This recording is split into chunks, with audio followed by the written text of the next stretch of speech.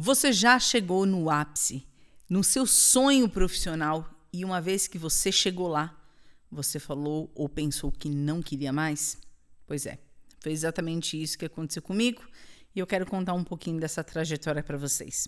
Se você ainda não me conhece, muito prazer, sou Nanda Alves, mentora e comunicadora. Eu ensino pessoas comuns a falarem no digital, assim como eu falo aqui com você, inclusive direcionado para o público 40+. Bom, então, contando um pouquinho dessa história, eu acho que todo mundo, em algum momento da sua vida profissional, tem o desejo, o sonho de chegar no máximo, ou no ponto máximo dentro da sua profissão.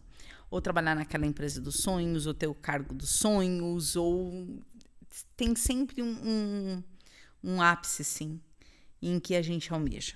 Na minha profissão não é diferente. Nós, locutores, nós profissionais da voz, apesar da nossa profissão, principalmente a profissão de locutor publicitário, não ser regulamentada, a profissão de locutor, ela é regulamentada pelo Ministério do Trabalho, através do DRT, que é o Registro Profissional. Porém, o que literalmente dava dinheiro, ou que ainda dá algum dinheiro, é quando você trabalha como locutor publicitário, trabalhando com publicidade. E mesmo na minha trajetória inicial, eu sempre tentei entrar no rádio. Eu quis ser locutora para trabalhar em rádio. E acreditem vocês, eu nunca consegui. E por que eu digo acredito em vocês? Porque muita gente que trabalhava com a voz, ou trabalha, ou escolhe trabalhar com a voz, sempre quer trabalhar com rádio, isso até uns 10 anos atrás. Hoje, todo mundo que entra para trabalhar com a voz no mercado quer fazer publicidade. Obviamente, porque paga mais. Mas isso já foi a época. Porém, como eu trabalho há mais de 20 anos com comunicação, eu também queria chegar num ápice, sim, em que eu pudesse falar, cara, eu consegui chegar no meu máximo, assim, como profissional. E existe uma associação nacional brasileira, eu não vou dizer o nome para não fazer propaganda, mas existe uma associação brasileira onde estão os melhores locutores do Brasil, tanto locutores, mas principalmente locutores da publicidade. E eu sempre quis fazer parte desse clube. Durante muito tempo, eu entrava no site deles, ficava ouvindo os locutores lá, tal, e esperando e me perguntando quando seria a minha vez. E o mercado buscava esses profissionais naturalmente dentro desse clube, porque eram lá que estavam as melhores vozes. E mesmo enquanto eu não cheguei lá, eu fiquei me lapidando como profissional e trabalhando como profissional no sentido de, cara, eu ainda não estou nessa associação, mas na hora que eu estiver, eu estarei prontíssima, preparadíssima e super experiente. Porque eu sei e me lembro que muitos dos integrantes desse clube eram profissionais que já estavam no mercado há muito tempo, que tinham uma bagagem gigante. Enquanto isso, eu ia acumulando a minha própria bagagem. Muito bem. Até que chegou um dia em que eu falei, cara, eu ainda vou entrar nessa associação. Só para vocês terem uma ideia, esse clube, essa associação de locutores, primeiro, até então, tinha muita coisa que era lenda em torno dessa associação. Muita especulação, a famosa lenda urbana. E só que depois eu conheci outros membros dessa associação e conversando a gente, baliza o que é verdade do que é fantasia. Mas basicamente esse clube era tão assim, fechado, era quase uma maçonaria da voz, em que para você entrar nesse clube, você precisava ser convidado por alguém que já fosse membro, você ter mais de 20 trabalhos, na época, se eu não me engano, era isso, mais de 20 trabalhos publicados na mídia, né? Na época, eles tinham uma exigência até grande, tinha que ser mais de 20 trabalhos publicados em rede nacional ou mercado Rio-São Paulo, que era o mais importante, e veiculado pelas grandes produtoras de áudio de São Paulo. Cara, isso era um pouco impossível na época que eu comecei, porque primeiro que para você entrar nessas produtoras era muito difícil. Então veja que tem várias etapas. Eu tenho certeza que na tua vida profissional você também devia ter vários obstáculos para chegar no ápice. Às vezes, para você ser presidente de uma empresa, você teria que passar por vários cargos durante não sei quanto tempo, ser aprovado por não sei quantas pessoas, e a vida é um eterno, basicamente, aprovação e validação dos outros. Comigo não foi diferente também. Aliás, a gente aprende que para ter algum valor, a gente precisa ser validado pelas outras pessoas. E isso, para mim, era tão verdadeiro e tão real que depois é que eu fui pensar, mas eu já vou contar sobre esse meu processo de calma lá, não é bem assim. Mas até então era assim para mim. Eu tinha que ter validação dessa galera que estava nesse clube. Para mim era importante, porque eu tendo a validação, eu sabia que eu era uma das melhores. O fato é que, enquanto isso não acontecia, como eu havia dito, eu fui me preparando. Fui estudando, fui fazendo cursos. Nesse meio tempo, me formei como atriz, fiz outros cursos de atualização. Cara, eu praticamente ia fazendo tudo dentro da minha área como profissional da voz para que eu realmente tivesse todas as validações para que na hora que esse momento chegasse de eu entrar nessa associação, ninguém pudesse falar A e dizer assim, a Nanda, ela é ótima em todos os aspectos como profissional da voz, não tem nada que desabone, ela está aprovada. Isso é o que eu queria ouvir. Então, eu me cercava de todos os meios e todos os jeitos para que, quando eu chegasse no dia de entrar nessa associação, eu simplesmente falasse, então, né, gente? E eu tinha uma certa arrogância, né, no sentido de tipo, beleza, agora eu cheguei aqui, então é isso, pessoal. A verdade é uma só. E é engraçado que quando eu olho para trás, eu falo, meu Deus, como a gente é ridículo, né? Por isso que eu digo que mais do que a maturidade e a experiência, depois dos nossos 40 anos, quando a gente passa... Eu acho que até porque quando a gente chega nos nossos 40 anos, grande parte dos perrengues que a gente tem que passar na vida, a gente já passou metade deles. As outras metades, né, dos perrengues, elas vêm depois dos 40. Então, nos 40, é como se a gente tivesse vencido uma etapa. E eu, hoje, com 45 anos, depois dos 40, eu me senti pronta para vencer essa etapa e estar pronta para essa associação. O fato é que a própria vida me pregou uma peça. E eu vou explicar aqui o que aconteceu nesse meio de caminho. O fato é que, para ser aprovado nessa associação, como eu falei para vocês, a exigência era muito alta. E eu falava, cara, é impossível. Não tem como eu fazer parte disso. Nunca. Quer dizer, a não ser que eu me prepare o suficiente para que no dia que eu estiver para entrar na associação, não tenha nada que me impeça. O fato é que, ao contrário, eu sempre digo que a minha cabeça borbulha em muitos níveis. Mas só para vocês terem uma ideia, eu acho, e isso é um tema para um outro vídeo, eu acho que a gente hoje vive um período de mediocridade, em que ser mediano é super ok. Na minha época, você não podia ser mediano, você tinha que ser acima da média. De certo modo, isso nos desafiou em muitos aspectos, para a vida profissional e para tudo que a gente faz. Desde um arroz que você faz na sua casa até o trabalho que você entrega. O problema é que hoje o mais ou menos é considerado ótimo. E dentro da minha área profissional, o mais ou menos é muito ruim. Mas isso era uma coisa da minha cabeça, não que alguém falasse ou dissesse que era assim. Na minha cabeça funcionava desse jeito. E eu falei, cara, ou eu diminuo o meu nível de exigência pessoal, mas na minha cabeça esse nível de exigência fazia sentido para mim entrar nessa associação. E para eu ter uma excelência que fosse validada pelos meus clientes. Para que eu usasse a validação deles e o testemunho deles no sentido, olha aqui, ó, tá vendo? Eu tenho depoimento dos meus clientes e eu tenho mesmo, porque no meu Instagram, o que tem de feedback lá, e mesmo no Google, eu tenho só 5 estrelas de todos os clientes que me deram depoimento lá. O que muito me orgulha. Mas a gente também tem que entender que eu também fui feita de muitos fracassos ao longo do caminho. E que depois, com o tempo, a gente vai falar mais sobre isso.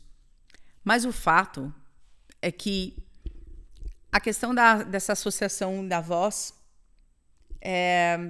como eu falei para vocês, eu fui me preparando, pegando vários trabalhos ao longo da minha trajetória, muitos que eu não queria. E a maioria dos trabalhos eu fiz porque eu queria muito. Eu amo muito o que eu faço, então, para mim, era sempre muito maravilhoso fazer o que eu faço. Só que eu dizia para mim, só vai ser maravilhoso mesmo quando eu entrar nessa associação e quando eu fechar o meu primeiro cliente que seja internacional ou um cliente nacional de grande porte e que todo mundo conheça. É como se, nossa, a Ananda gravou hoje para a Coca-Cola. Quem não conhece a Coca-Cola? Esse era o ápice. Mas, enfim, enquanto esse momento não chegava, eu fui trabalhando. Eu tenho certeza que em algum momento da sua vida você também fez a mesma coisa. Se você tem mais de 40 anos, você fez isso. Se você tem,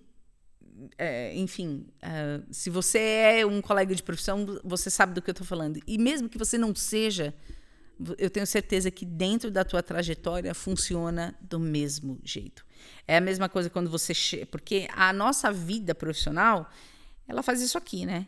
Você vai fazendo coisas pequenininhas, maiores, que vão aumentando. Aí o seu alcance de trabalho vai até que chega num ponto que você fala assim, cara, eu não posso pegar esse trabalho, eu peguei aqui.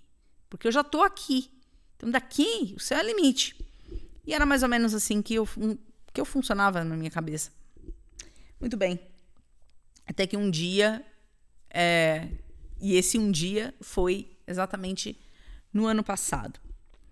2025. Para entrar nessa associação, como eu falei para vocês, tinha uma série de exigências. E além dessas exigências de você ter indicação, muitos trabalhos aprovados e veiculados ou publicados, você ainda tem que passar por uma aprovação da diretoria desse clube, ter um padrinho e, principalmente, você precisa pagar um valor que eles chamam de joia. É como se fosse uma joia, literalmente, né? Porque não é um valor simbólico, mas é um valor considerável para você fazer parte dessa associação, além de, para você se manter na associação, você tinha uma mensalidade que você tinha que custear ali. E normalmente era custeado com os trabalhos que vinham, enfim, através dessa associação. Muito bem. Eu, sendo muito honesta, eu nunca tive esse dinheiro dessa joia que eles queriam. E eu falava... Então, lá atrás, o que eu falava? Putz, eu preciso ter bagagem, eu preciso ter mais experiência. Aí chegou um momento da minha vida profissional que eu tive mais experiência, mas tinha essa bagagem. Mas e cadê o dinheiro dessa joia? Eu ainda não tinha. E não tem essa de parcelar, pagar no cartão de crédito. Não, era assim, no cash, pau. Você tinha que ter bala na agulha. E normalmente os locutores que faziam parte dessa associação já estavam acostumados a trabalhar com clientes grandes. Então eles tinham cachês altos. Eu ainda não estava nesse patamar. E aí eu falei, bom, o pacote vai ficar completo quando eu tiver essa experiência, gravar esses clientes e tiver bala na agulha. Quando eu tivesse dinheiro em mãos. Pois é, e aí vem a surpresa que a vida nos prega. Ano passado, eu assinei o meu primeiro grande contrato de publicidade com uma marca. Não é segredo para ninguém, para quem vê aqui os meus vídeos no YouTube, mas o meu cliente, né, que eu gravei praticamente uma campanha até 2026, 2027, que é o Serim. Através, né, de um cliente internacional, eu acabei fechando o contrato com eles. E aí, finalmente, eu consegui ter o dinheiro da minha joia para entrar nessa associação. Muito bem. Eu tinha 2 pessoas muito queridas, que são colegas de trabalho, que fazem parte dessa associação. E os 2, em algum momento, me falaram, por que você não entra no clube? Vou te indicar. Junta todo o seu material, que eu vou indicar você assim que abrir, porque eles abriam uma vez por ano a oportunidade dos locutores que queriam entrar nessa associação de mandação material para avaliação e passar por esse processo interno de escolha. Era como se fosse um processo seletivo. E eu juntei todo o material, comecei a juntar.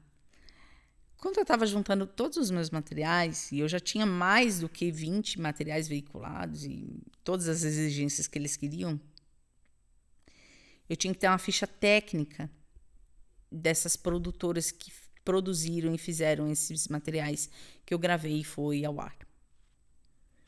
Chegou no meio do caminho, em que eu já tinha separado metade do material, um desses integrantes do clube falou: e aí, Fê, você já separou teu material?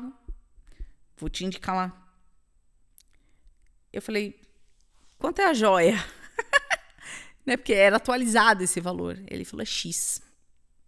Falei: então, beleza, eu vou me preparar aí, depois a gente conversa. Muito bem.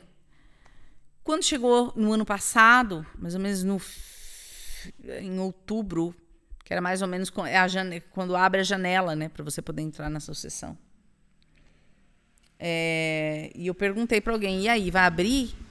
Aí alguém lá da associação falou: cara, acho que não vai abrir esse ano. Por motivos internos lá e tal. E eu lembro que nesse mesmo período teve uma galera que saiu dessa associação por uma briga interna, conflitos de interesses e ideias. E foi a primeira vez que eu juntei todo o material, parei para pensar e falei... Aí eu lembro que eu até falei pro meu esposo: cara, agora eu já tenho tudo, hein? Já tenho todo o material, tenho um padrinho para me indicar lá dentro, tem a grana para pagar essa joia. Aí eu lembro que ele olhou para mim e falou: você quer isso mesmo? Foi a primeira vez que eu respondi com muita convicção: acho que não. E aí, claro, você vai me perguntar por quê, mas você quis tanto isso? Porque agora que você queria tanto, você declinou? Aí que tá. Eu também não entendia por que eu não queria mais aquilo. E até meu esposo me ajudou. Meu esposo é quase que um terapeuta raiz, né? Eu falei: cara, eu não sei porquê. Eu quis tanto isso e agora que eu tô em vias de... meu Deus! Como faz? Me deu um conflito na cabeça.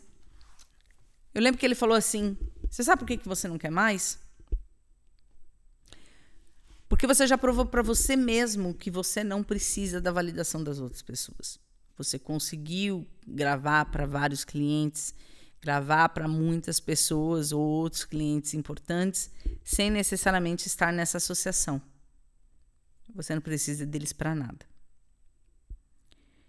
Quando eu ouvi isso do meu esposo, eu falei: caramba, eu não tinha pensado nisso, mas fato. Eu tinha conseguido galgado esse lugar sem a ajuda deles, sem estar nessa associação, sem ter o nome dessa associação atrelado ao meu nome profissional. Uau, fiquei orgulhosa de mim. Mas ainda assim eu fiquei meio que ruminando aquilo na minha cabeça. Por que eu não queria mais? Sendo que eu fiquei mais de 20 anos querendo estar nesse lugar. Eu queria estar naquele lugar importante. Era importante para mim. As pessoas iam me contratar, iam me respeitar. E depois de até conversando com outros membros assim da associação, eu pensei: acho que eu não quero estar nesse lugar. E foi a primeira vez que, de fato, eu falei: eu não tenho nada a ver com essa associação. Primeiro porque eu ouvia muita coisa sobre essa associação, muita lenda, e tudo que eu ouvia ia contra os meus princípios, tudo aquilo que eu acreditava como profissional e locutora. Segunda coisa, não sei se eu queria estar associada àquelas pessoas que estavam ali. A maioria delas eu conhecia de rede social ou de conversar, e eu não concordava com absolutamente nada do que elas pensavam. Como profissional, como prática de mercado. Eles meio que se colocavam num pedestal muito distante. A a internet e principalmente a gravação online fez com que o cara lá do Amapá, que estava perdido lá naquele estado, naquele fim de mundo, tivesse voz e tivesse vez. E foi o que aconteceu comigo. Durante muito tempo, e isso vai ser um tema para um segundo vídeo, até onde vale a pena, né, a gente estar em um lugar para que a gente possa conseguir com unhas e dentes tudo aquilo que a gente quer. E foi aí, a partir daí, que eu também fiz uma mudança de vida, de cidade, de tudo. E eu vou contar isso num outro vídeo. Mas quando eu cheguei nesse lugar, eu falei, cara, mas eu não preciso deles para nada. Não só eu, como outros locutores também. E eu peguei esse dinheiro, eu lembro que eu fui viajar. Eu lembro que, como eu falei para vocês, tinha essa janela no mês de outubro. Em dezembro eu falei, eu vou ser feliz. E fui viajar com a minha família. E por que eu tô contando isso para vocês? Porque muitas vezes você... E me dá até um suspiro de alívio quando eu conto isso. Durante muito tempo eu fiquei nessa linha tênue, como se fosse um elástico esticado, querendo me encaixar nesse lugar. Quando eu comecei a observar as pessoas que eram dessa associação, eu falei, gente, mas eu detesto um monte dessas pessoas que estão ali. Acho umas chatas. Um porre. Tinha gente muito legal mesmo, que são meus amigos até hoje. Mas tinha um pessoal ali que eu falava, porra, elas não combinam absolutamente nada comigo. Elas nem iam querer que eu estivesse lá. A verdade é essa. Até por conceitos de rede social, a gente sabe mais ou menos quando alguém pensa parecido com a gente ou não. E eu sabia que essas pessoas não iam querer que eu estivesse lá. A maioria delas nem gostam de mim. E mesmo que se não gostam, elas seriam indiferentes. E tem várias lá que eu também não gosto. O que eu ia querer fazer lá? Então, às vezes, você é a mesma coisa. Às vezes, você está num lugar que você trabalha, você quer